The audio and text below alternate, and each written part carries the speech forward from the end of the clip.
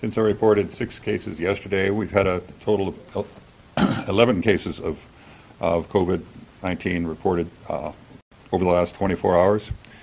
Those include 2 cases from the Grand Princess. These are residents who were on the vessel and which is currently under quarantine, and they are being isolated there. Of the cases on Oahu, we have 8 cases on Oahu, 0 on the Big Island, 1 on Maui, and none on Kauai. All of these individuals are residents of the state of Hawaii. 3 of the cases we've seen have no history of travel exposure today. They're still being investigated. We've only heard about these over the last 24 hours.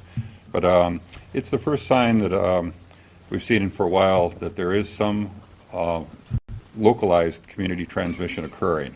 They haven't been exposed to any areas we know the virus is circulating, nor have they been in contact with any confirmed case that we know of.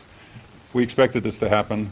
As we have seen this situation evolve, we've had travelers mostly coming to the state. In fact, over 80% of the cases we've had have been travelers or someone with exposure to an individual who's traveled. But we're beginning to see a few people who have no travel history, indicating there is some community transmission. We have not seen any widespread community transmission as of now.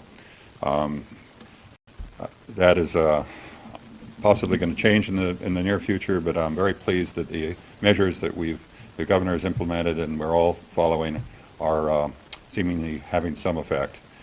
I wanted to also mention that we have almost 5,000 lab tests now completed. In fact, 4,934 in total.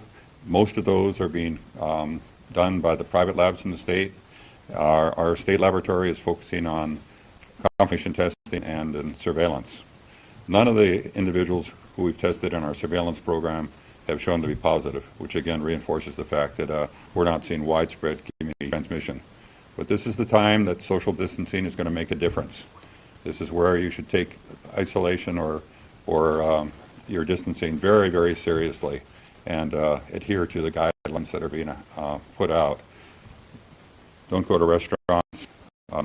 Don't go to places that are obviously closed, and adhere to all the guidelines as it relates to social distancing. Thank you. Thank you, Dr. Anderson.